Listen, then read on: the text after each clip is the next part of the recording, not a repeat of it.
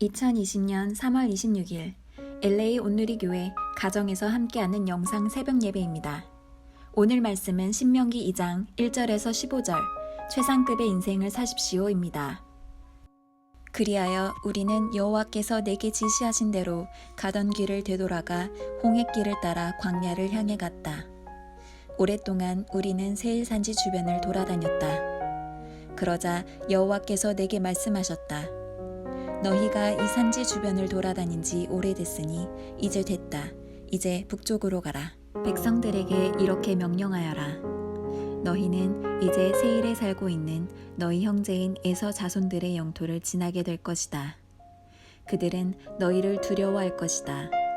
그러나 너희는 스스로 조심해 그들과 싸움이 일어나지 않게 하라. 내가 그들 땅은 한 발자국도 너희에게 주지 않을 것이다. 세일 산지는 내가 에서에게 주었다.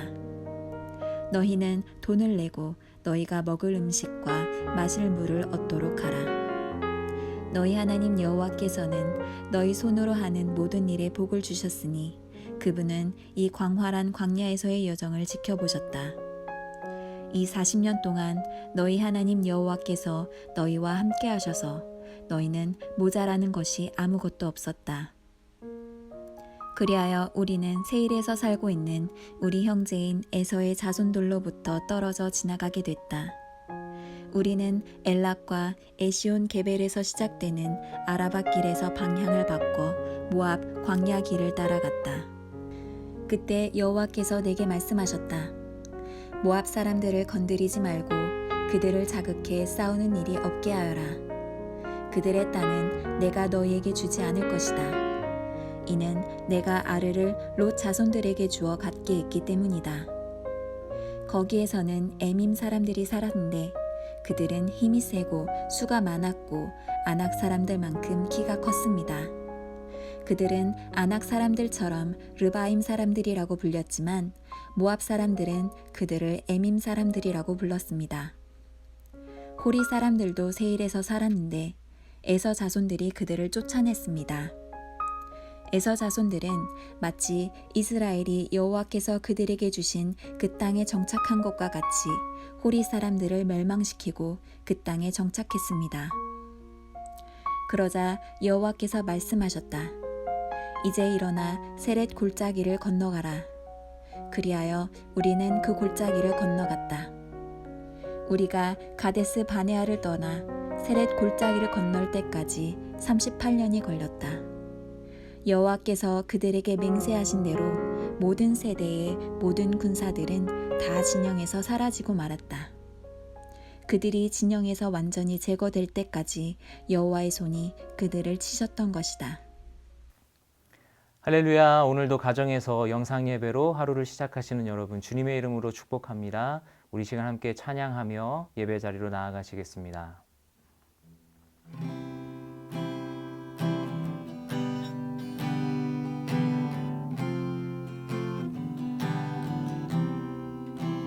눈을 들어 산을 보니 도움 어디서 오나 천지 지은 주 하나님 나를 도와주시네.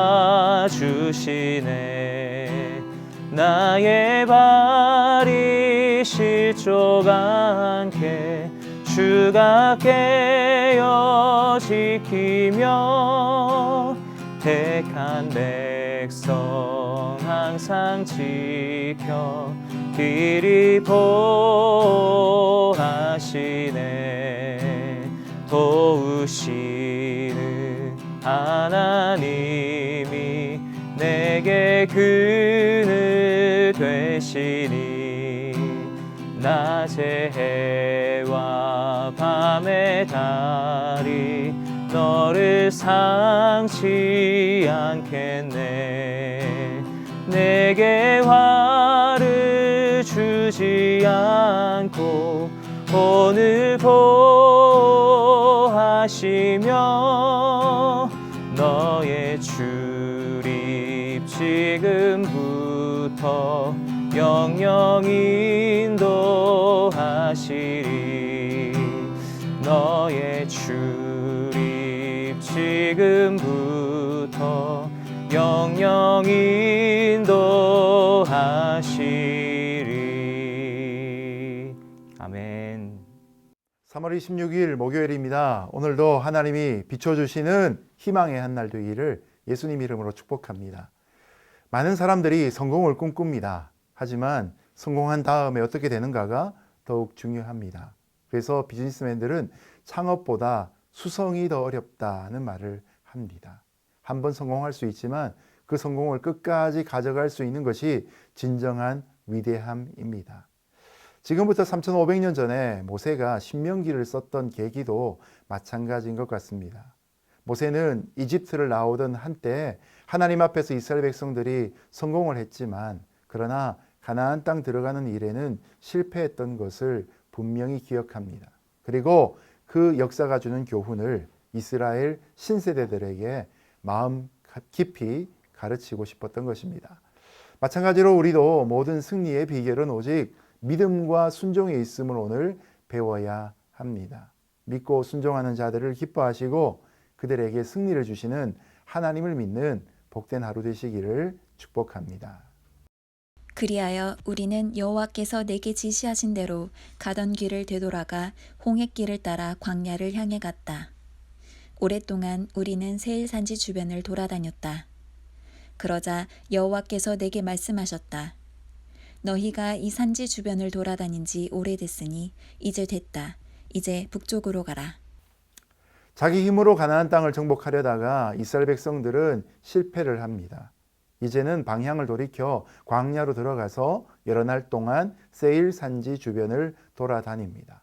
이렇게 방황한 시간이 무려 38년이나 되었습니다. 여러분, 이것이 인간적으로 보기에는 얼마나 허무하고 돌아가는 과정이었겠습니까? 낭비라고 생각했을 것입니다. 그러나 하나님이 보시기에는 결코 낭비가 아니었습니다. 하나님을 사랑하는 자고 그 뜻대로 부르심을 입은 자들에게는 모든 것이 합력하여 선을 이룬다란 말씀처럼 인간의 입장에서는 낭비였지만 하나님에게는 의미 있는 시간이었습니다. 이 광야의 시간을 통해 이스라엘 백성들이 그동안 잊고 살았던 것이 무엇인지를 깨닫게 만드신 의미가 담겨져 있었습니다. 이렇게 광야를 방황하는 동안에 이스라엘 백성들은 자연스럽게 1세대가 지나가고 2세대가 하나님께 순종하는 그릇으로 준비되기 시작합니다. 그리고 3절 말씀에 보면 때가 되자 하나님이 자연스럽게 이스라엘 백성들에게 진군을 명령하십니다. 여러분, 이 순간이 얼마나 감격적입니까? 시간이 흘러가며 아무것도 할 수 없이 낭비되는 것처럼 여겨졌지만 하나님이 명령하신 그 순간 이제 이들은 행진하기 시작합니다. 바로 시간은 흘러갔지만 하나님의 비전은 되살아나는 순간이 있다는 것이죠. 여기서 저는 훈련의 중요성을 다시 한번 깨닫게 됩니다. 훈련이 마치면 하나님은 우리를 쓰십니다. 문제는 우리가 훈련받는 것을 꺼려한다는 사실입니다. 때로는 훈련이 마치지 않았는데도 불구하고 먼저 전투에 나가겠다고 서두르는 사람들이 있습니다. 조급증으로 쓰임받겠다고 서두르면 결국 문제만 생기기 뿐인 것이지요. 집에서 새는 바가지가 집 밖에서도 셀 수밖에 없는 것입니다. 오히려 하나님의 때를 기다리며 제사보다 나은 순종을 이루는 시간이 우리에게 필요합니다. 오늘 하루도 그렇게 가정에서 머물고 또 하나님 안에서 준비될 수 있는 훈련의 시간 되시기를 예수님 이름으로 축복합니다. 백성들에게 이렇게 명령하여라. 너희는 이제 세일에 살고 있는 너희 형제인 에서 자손들의 영토를 지나게 될 것이다. 그들은 너희를 두려워할 것이다. 그러나 너희는 스스로 조심해 그들과 싸움이 일어나지 않게 하라. 내가 그들 땅은 한 발자국도 너희에게 주지 않을 것이다. 세일 산지는 내가 에서에게 주었다. 너희는 돈을 내고 너희가 먹을 음식과 마실 물을 얻도록 하라. 너희 하나님 여호와께서는 너희 손으로 하는 모든 일에 복을 주셨으니 그분은 이 광활한 광야에서의 여정을 지켜보셨다. 이 40년 동안 너희 하나님 여호와께서 너희와 함께 하셔서 너희는 모자라는 것이 아무것도 없었다. 그리하여 우리는 세일에서 살고 있는 우리 형제인 에서의 자손들로부터 떨어져 지나가게 됐다. 우리는 엘락과 에시온 게벨에서 시작되는 아라바 길에서 방향을 바꿔 모압 광야 길을 따라갔다. 하나님은 그들이 약속의 땅을 가는 동안 주의해야 될 사항들을 말씀해 주고 계십니다. 에서의 자손 곧 에돔 족속이 사는 세일 산지는 공격하고 침범하지 말라는 명령이었습니다. 에서는 우리가 잘 아는 것처럼 이스라엘 백성의 선조인 야곱의 형입니다. 그러므로 이 세일 산지에 사는 모압 족속은 이스라엘 백성들과 친척 관계입니다. 그런데 이 모압 족속이 지금 이스라엘 백성들을 향해 두려움을 느끼고 있습니다. 여러분, 이것을 이스라엘 백성 입장에서 한번 생각해 보십시오. 이스라엘 백성들이 요단강을 건너 가나안 땅에 들어가 가나안에 있는 7 족속을 무찌르는 것은 이스라엘 백성들에게도 두려움입니다. 그러니 자기들이 두려워하는 가나안 7족속과 싸우는 것보다 이스라엘 백성을 두려워하는 이 모압 족속과 싸우는 것이 이스라엘 백성들에겐 더 쉬운 일이었을 것입니다. 모압 족속의 땅을 빼앗는 것, 이것이 바로 이스라엘 백성들에게는 지금 유혹으로 찾아가고 있습니다. 여러분, 우리에게도 이런 시험과 유혹이 종종 찾아옵니다. 영어 문장의 표현 중에 Good is the enemy of the great 라는 표현이 있습니다. 가장 위대한 것에 가장 큰 적은 바로 좋은 것이다 라는 표현입니다. 베스트, 최고로 좋은 것을 이루기 위해서 언제나 우리는 비교급에만 머물고 싶어하는 유혹을 받게 됩니다. 그런데 하나님의 백성은 비교급에 만족하며 사는 사람들이 아닙니다. 하나님의 백성들은 언제나 진정한 만족을 향해 나아가는 사람들입니다. 우리가 세상의 유혹을 이기고 천국문에 이르를 때, 그때까지 믿음의 경주를 완주해야 하는 것이죠. 철로역정에 등장하는 기독도의 그 믿음의 완주가 오늘 저와 여러분에게 있기를 예수님 이름으로 축복합니다. 자, 이스라엘 백성은 하나님에게 이제 순종합니다. 그리고 모압 족속을 건드리지 않고 하나님이 나가라고 하시는 가나안 땅만을 바라봅니다. 이렇게 탐심과 욕망을 이길 수 있었던 비결이 어디에 있습니까? 바로 지난 38년 동안 광야를 살아가면서 하나님에게 완전히 훈련되었기 때문입니다. 하나님이 날마다 그들을 보호하시고 인도하심을 체험하고 기억하고 있기 때문입니다. 우리가 유혹을 이길 수 있는 비결은 바로 이것입니다. 우리가 어디에 있든지 무엇을 하든지 하나님이 우리를 완전하게 돌보신다는 것을 기억하는 것이죠. 우리를 일터 가운데서도 지키시고 예배의 자리 가운데도 지키시고 지금 이와 같이 가정에서 새벽을 맞이하는 이 순간에도 우리를 지키시는 것을 기억할 필요가 있습니다. 우리가 인간적인 재능과 능력으로 쟁취해서 싸워서 얻는 것보다 하나님이 은혜로 채워주시는 것이 더 많다는 사실을 기억할 때 우리는 시험과 유혹을 이길 수 있는 것입니다. 그때 여호와께서 내게 말씀하셨다. 모압 사람들을 건드리지 말고 그들을 자극해 싸우는 일이 없게 하여라. 그들의 땅은 내가 너희에게 주지 않을 것이다. 이는 내가 아르를 롯 자손들에게 주어 갖게 했기 때문이다.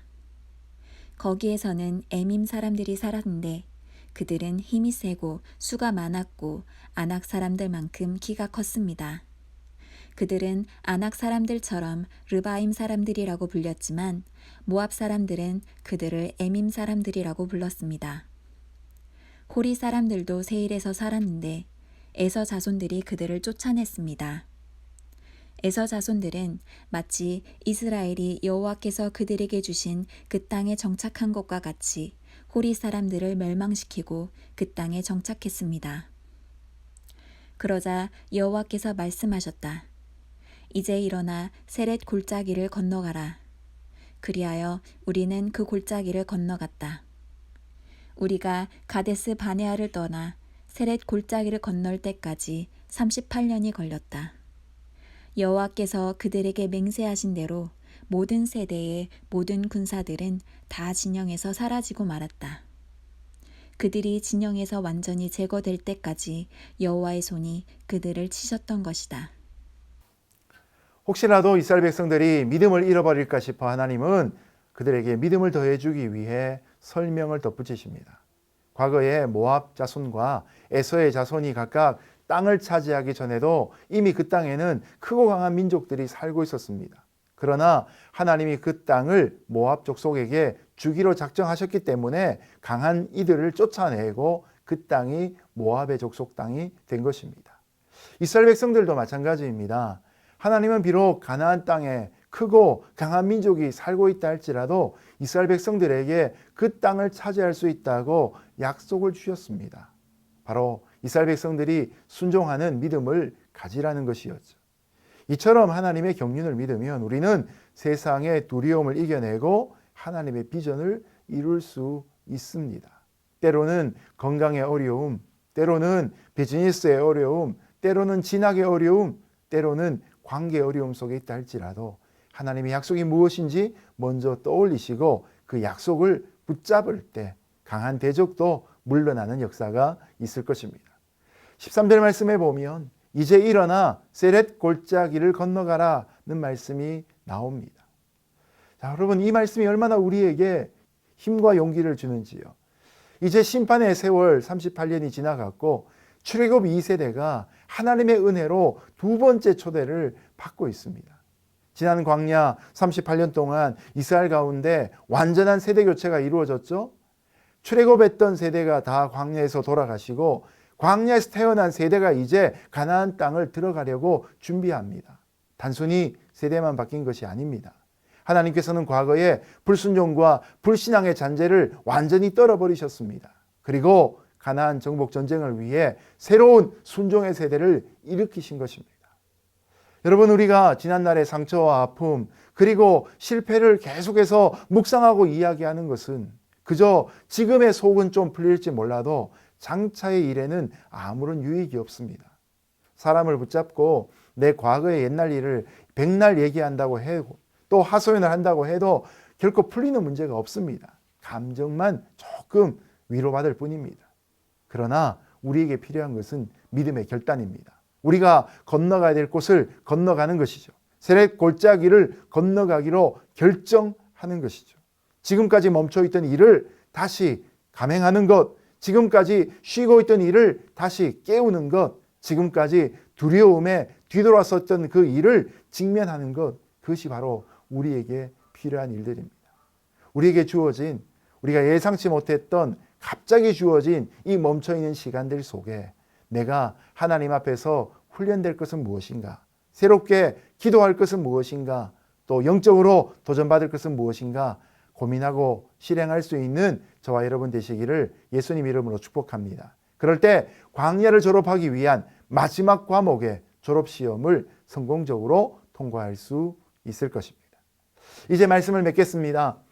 오늘 우리는 지난날 내가 과연 믿음으로 살아왔는가 돌아볼 필요가 있습니다.